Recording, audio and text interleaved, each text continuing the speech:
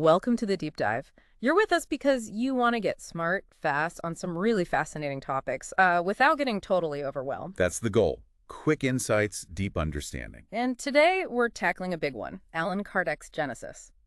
Think of this as your shortcut, your key insights into a book that tries to explain, well, pretty much everything from a very specific viewpoint. Absolutely. Our mission here is to pull out the core ideas from Kardec for you. We'll be looking at his take on, the universe's origin, what spirit actually is, and this really interesting link he draws between science and spirituality.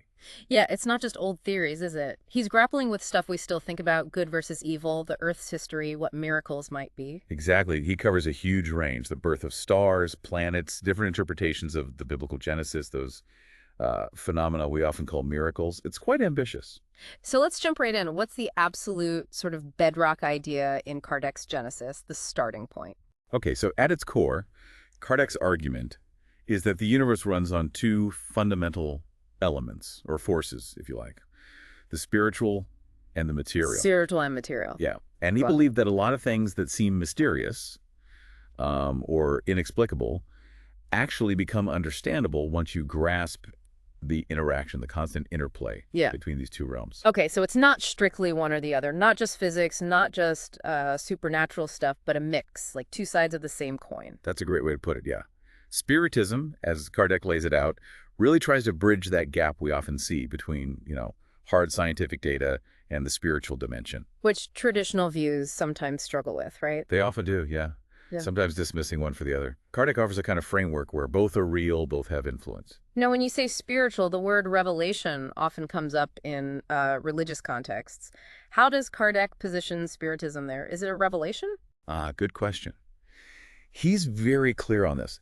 It's not a revelation in the standard theological sense, like it's not a complete unquestionable doctrine handed down perfectly from God. Okay. Instead, he really emphasizes using your own reason, examination, questioning, arguing things out.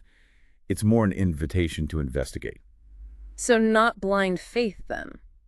Definitely not, Yeah. according to Kardec. Yeah. He talks about how, past religions had their prophets, their revelators, who brought truth that were important for their time and place. Mm-hmm. But he suggests these were often incomplete, maybe even contained errors when seen from a later perspective. His view was quite progressive for the time. He thought as human reason develops, these diverse beliefs, most centered on God and the soul's immortality, would kind of naturally merge into a bigger, more unified understanding. Interesting. And he mentions a specific important revelation happening now, or in his time. What was that? Yes, the key revelation for our current era, he argued, is the demonstrable ability to communicate with the spirit world. Well, demonstrable through phenomena.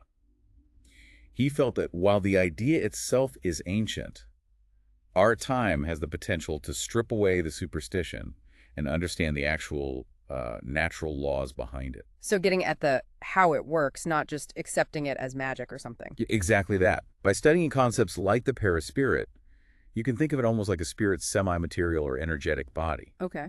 And these things called spiritual fluids.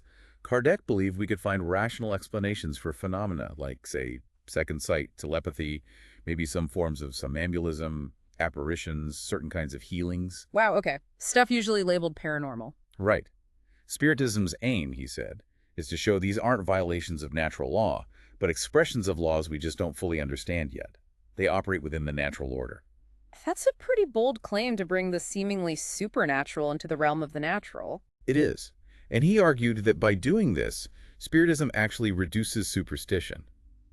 It might lead you to accept some things you thought were impossible, sure, but it also encourages you to discard beliefs that are genuinely irrational when examined against these underlying principles. So it could provide those aha moments where something weird suddenly clicks into place? That's the idea, that seemingly strange events might actually have logical, though perhaps non-obvious, explanations within this framework. Beyond just explaining weird stuff, Kardec really highlights the moral aspect too, doesn't he? What's the core message there? Yes, definitely.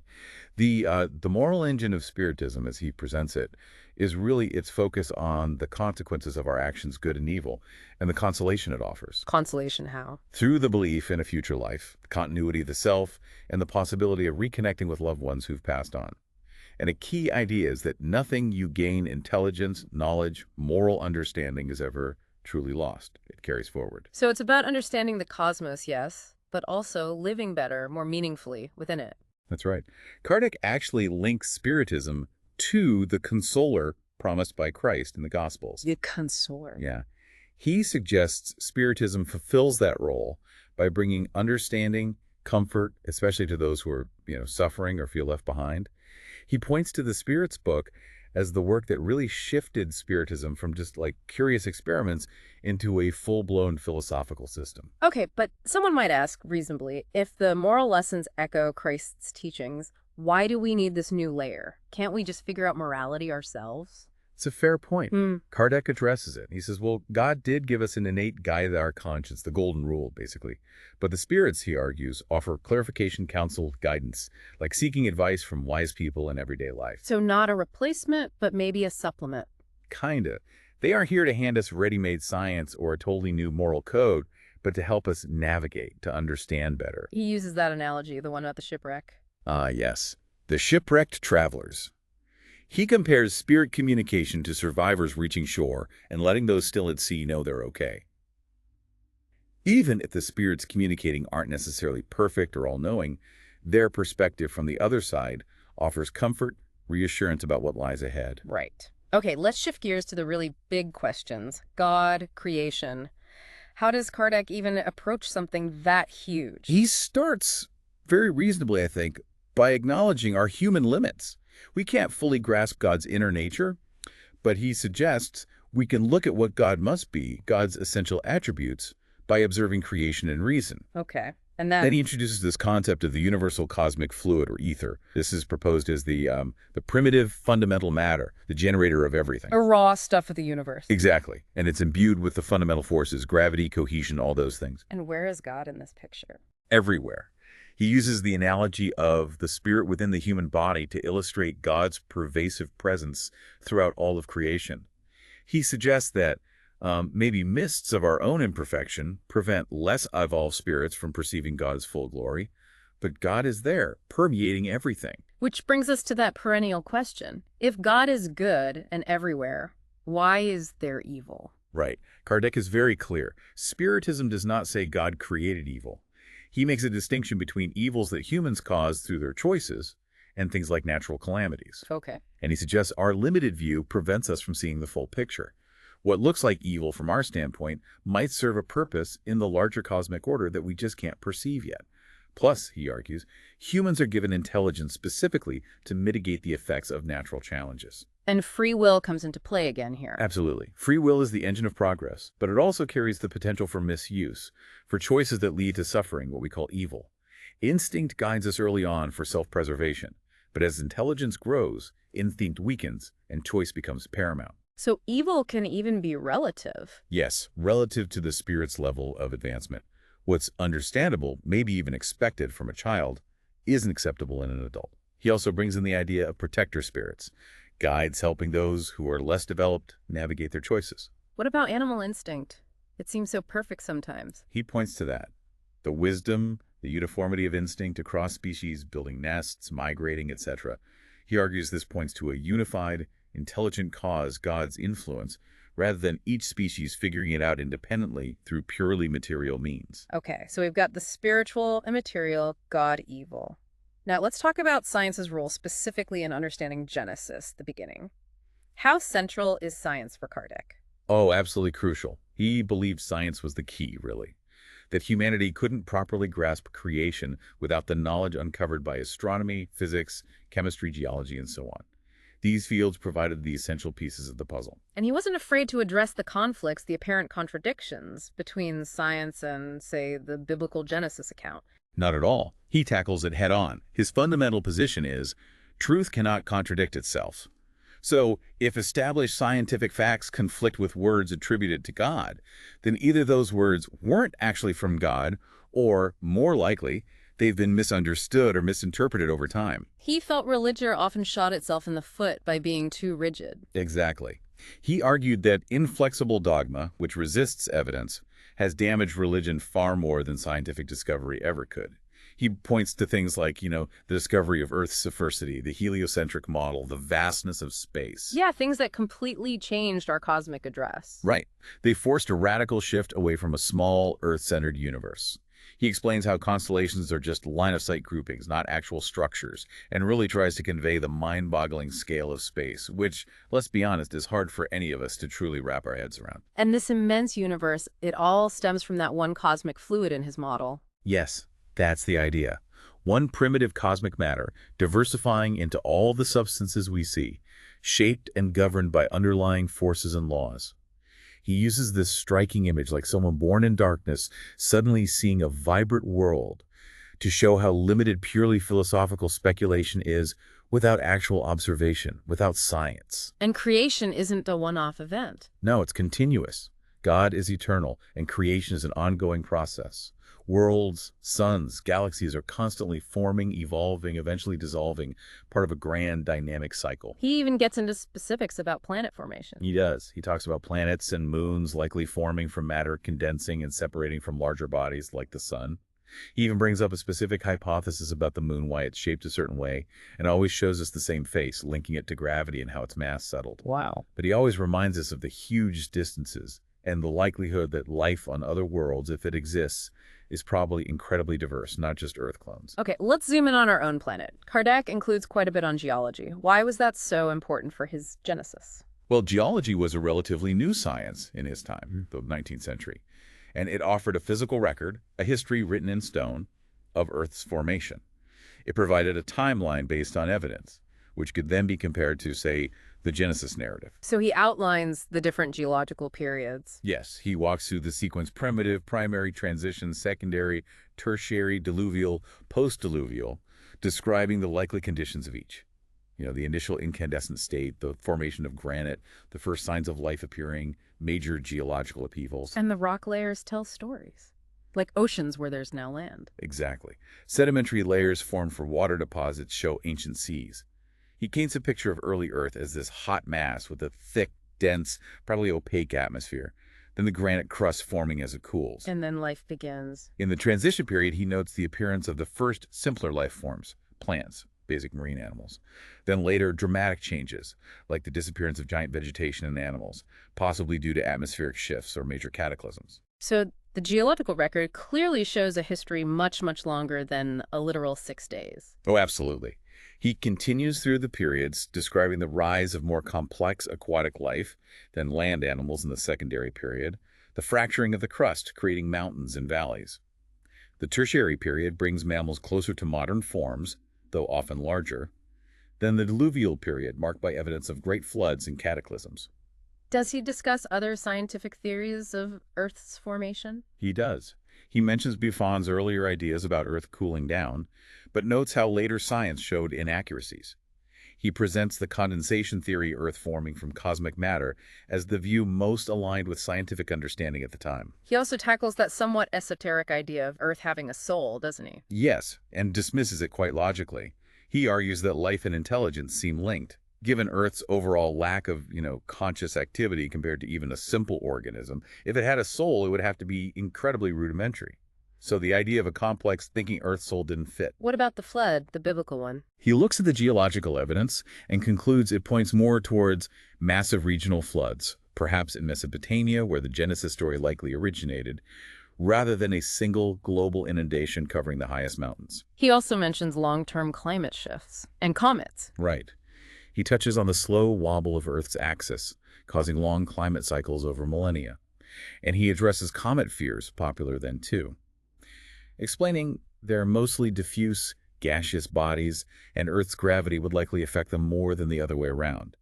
He also briefly notes scientific debates about whether Earth's mass is increasing over time. Okay, so after the physical formation of Earth, the next big step is life itself. How does Kardec approach the origin of living beings? He starts by acknowledging it's a profound mystery, how the very first examples of each species, the first pairs, came into being. Science didn't, and still doesn't, have all the answers there. But he looks for analogies in known processes. Yes. He points to chemistry, how basic elements combine in specific proportions to create vastly different substances, like acids or salts. He looks at crystallization, how molecules arrange themselves under the right conditions. He argues that the fundamental laws of nature are constant. So what operated then operates now. Exactly. His suggestion is that the very first living organisms, like the first rocks, were formed by the natural aggregation of elementary molecules when conditions on early Earth became favorable for life. Like a kind of natural, spontaneous generation for the very first life. For the simplest forms, potentially, yes. He introduces the concept of the vital principle, the spark of life that animates organic matter. It's distinct from the soul or spirit, more like the animating force of the physical body itself. It ceases at death, but its organizing effect on matter lingers for a time. And how does he see the development from simple to complex life? He talks about the possibility of spontaneous generation for the most elementary organisms, but then suggests successive transformations for more complex species, adapting as Earth's conditions changed over geological time. He also mentions crossbreeding creating varieties, and how original prototype species might have even disappeared. So he's leaning towards an evolutionary view. He certainly acknowledges the prevailing scientific idea of gradual development. He notes how humans are classified biologically as mammals, close to primates, sharing physical characteristics.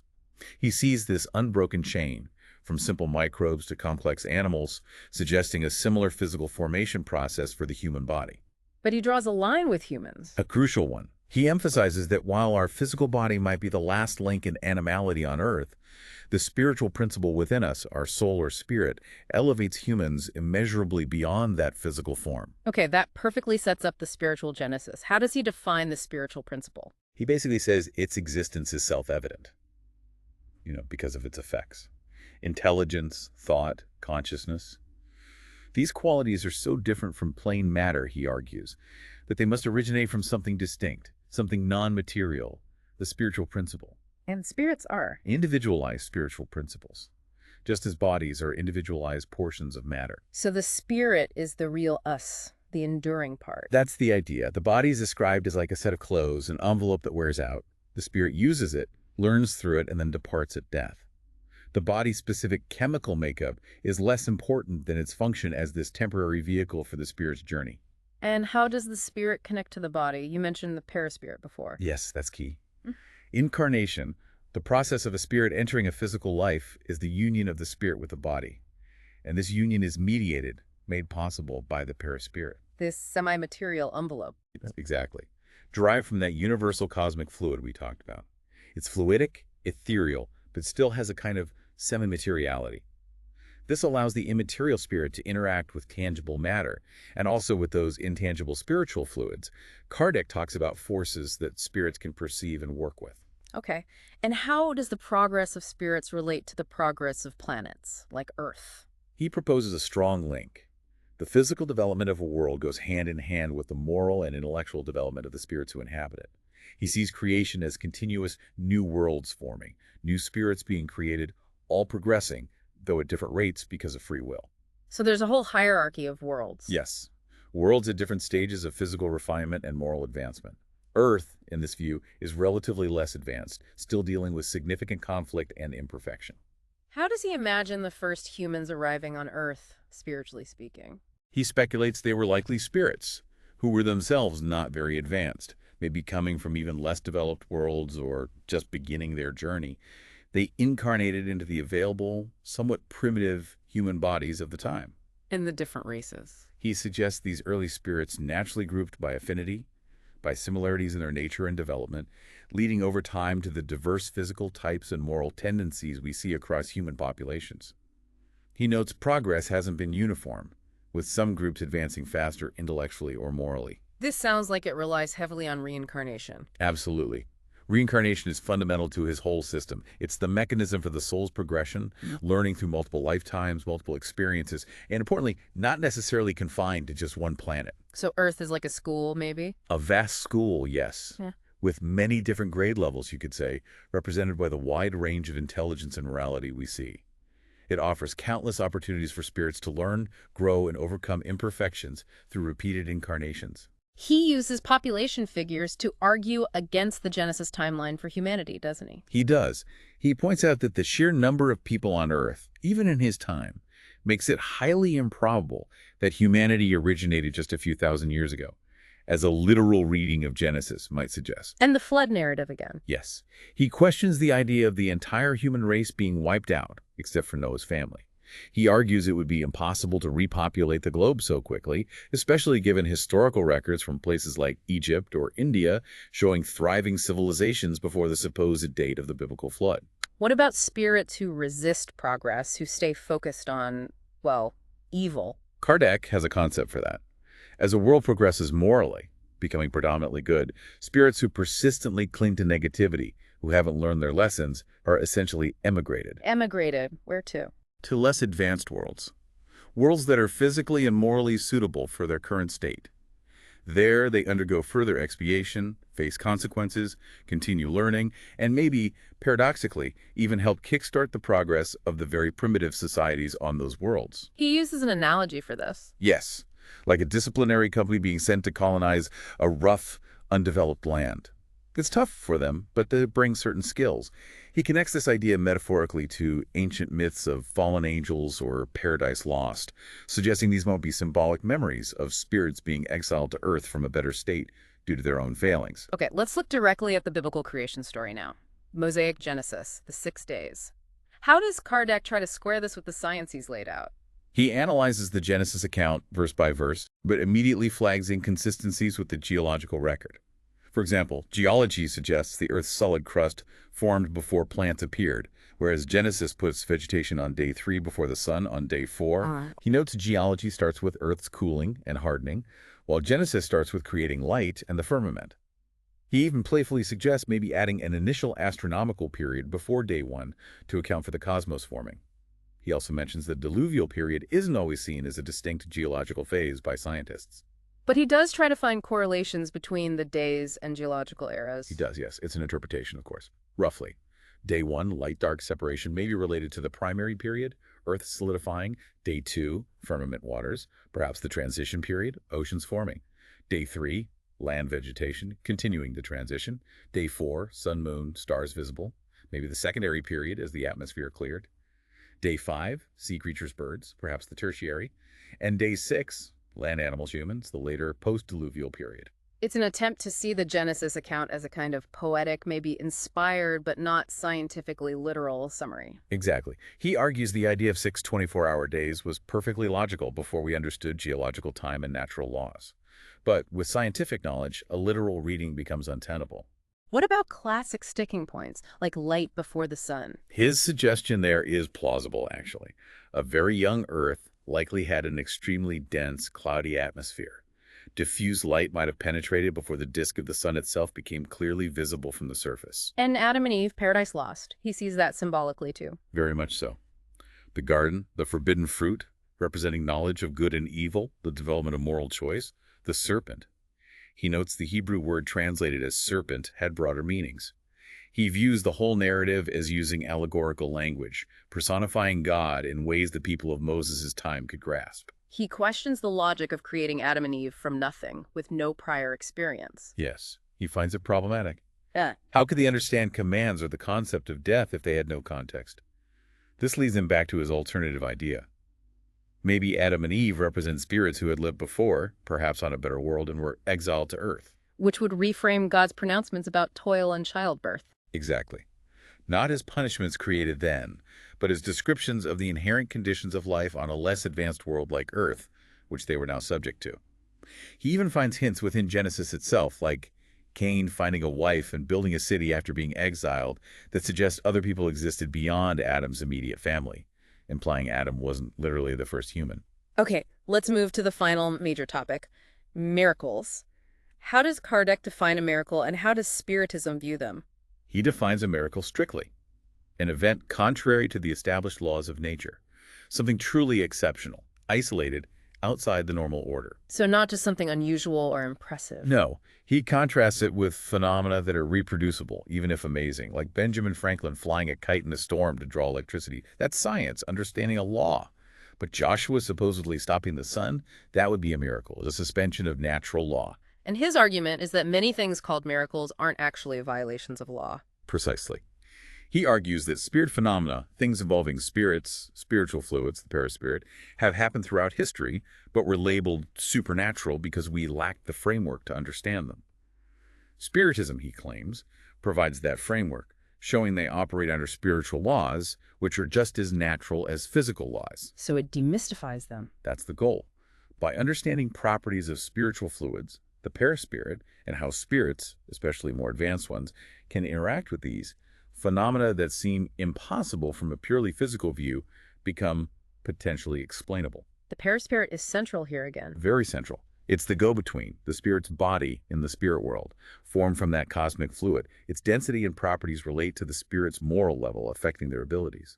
And this paraspirit is the means by which a spirit can, for example, manifest visibly, or influence matter, or interact with other spirits' fluids. So nature is wonderful, but not necessarily miraculous in the sense of breaking its own rules. That's Kardec's view. Divine wisdom is evident everywhere, in all laws, physical and spiritual. But actual violations of those laws, extremely rare, if they happen at all. Spiritual fluids are the atmosphere spirits work in, the medium for their senses and actions. He then applies this thinking to the miracles reported in the Gospels. Yes, he goes through many of them. He suggests most are explainable as psychic phenomena, rooted in the abilities of the soul, Jesus' exceptionally powerful soul in this case, and the operation of spiritual laws, things seen across cultures and times, because souls exist everywhere. Can you give some examples of his interpretations? Sure. The star of the Magi. Maybe not a physical star, but a luminous apparition guided by a spirit. The huge catch of fish. Perhaps natural factors or spirits influencing the fish, rather than creating fish from nothing. Healings, like the woman of the hemorrhage. A transfer of Jesus' potent spiritual fluid, activated by her strong faith, acting like an attractor. What about possessions? He interprets those generally as cases of obsession, severe influence by negative or imperfect spirits, rather than literal demons in the theological sense. He notes these seemed common in Judea then. And resurrections, like Lazarus. His suggestion there is cautious. Perhaps these individuals weren't fully biologically dead, but in a deep coma or a state of suspended animation. Lethargy was less well understood then. Jesus' powerful spiritual influence could have then reignited the vital principle.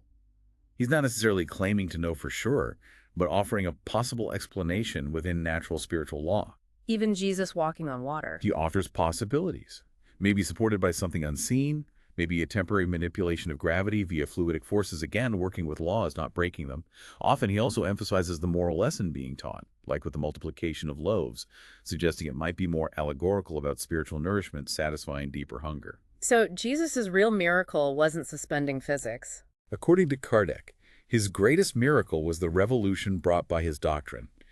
Its spiritual power to transform hearts and minds, regenerating the world despite his humble origins and persecution. That was the truly astonishing feat. Okay, briefly, he also covers foreknowledge and prophecy. Yes. He suggests spirits, depending on their advancement, can perceive future probabilities or chains of cause and effect to some extent, like seeing a whole valley from a mountaintop, while we only see the path ahead. But they don't just spill the beans about everything. No, because that could interfere with our free will and learning process. Glimpses might be permitted for useful guidance, often spontaneously, not usually on demand. He then looks at Jesus' predictions, his own death, persecutions, the fall of Jerusalem, the coming of the Consoler. Which he interprets as the spirit of truth, the doctrine itself. Yes, as a body of teaching that would clarify and complete his own, arriving when humanity was ready, rather than a single person. He sees the second coming, similarly, not a physical return, but the eventual triumph and universal understanding of Christ's teachings. And finally, this idea of the time has come, a transformation. Right. He argues humanity's progress is inevitable, part of nature's law, overseen by God. Earth is destined to advance in the hierarchy of worlds. This isn't mystical wishful thinking, but the playing out of universal laws. And these transformations involve crises. Often, yes. Periods of upheaval, conflict, challenge, followed by leaps in material and moral progress. He connects this to Jesus' predictions of disturbances and signs, suggesting they can be understood partly through natural cycles and phenomena, but also reflecting the moral and social shifts underway. A new generation replacing the old. Essentially, humankind reaching a kind of adulthood, needing new ideas, recognizing the limits of old ways. He stresses the need for unity, especially unity of belief grounded in reason and charity, to overcome divisions. This requires a fundamental shift away from widespread selfishness. So the current era, or his era, is a transition. A turbulent transition, yes. Old and new ideas clashing, different moral levels coexisting, even destructive events, while tragic for individuals, play a role in this transition, accelerating the movement of spirits between the physical and spiritual realms, driving the overall change. He saw the increased turmoil of his time as a sign that this regeneration was speeding up. Wow. Okay, that was a very thorough deep dive into Kardec's Genesis. We've touched on, well, the spiritual, material, revelation, science, creation, miracles, the Gospels. Quite a journey. It really is a comprehensive system he built. A framework trying to make sense of, well, almost everything, by linking the scientific understanding of his time with a spiritual perspective grounded in observable phenomena, or what he considered observable. It definitely offers a different lens for looking at things that often seem inexplicable, trying to bridge that gap between, the physical world and deeper questions of meaning and existence. Absolutely. Whether you agree with all his conclusions or not, it's a fascinating attempt to synthesize these different domains of knowledge. We hope this exploration of Kardec's Genesis has given you plenty of food for thought, maybe sparked some questions or encouraged you to look into his ideas further. Indeed, it's a perspective that continues to resonate for many. So the final thought to leave you with, how do you see the relationship between science and spirituality when it comes to understanding our origins and our place in the cosmos? It's a conversation that's definitely still ongoing.